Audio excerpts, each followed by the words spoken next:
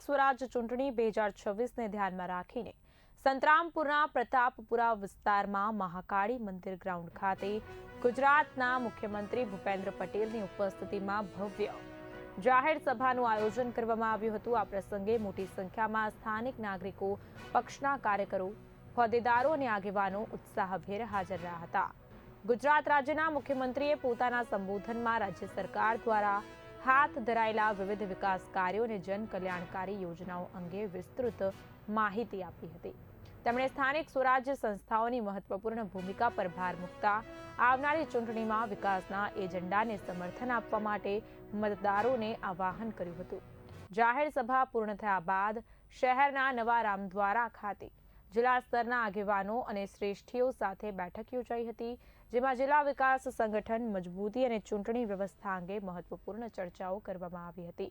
આ કાર્યક્રમ દરમિયાન સ્થાનિક નાગરિકોને કાર્યક્રમોમાં ભારે ઉત્સાહ જોવા મળ્યો હતો। સમગ્ર કાર્યક્રમ માટે પોલીસ વિભાગ દ્વારા કડક અને સુવ્યવસ્થિત બંદોબસ્ત ગોઠવવામાં આવ્યો હતો।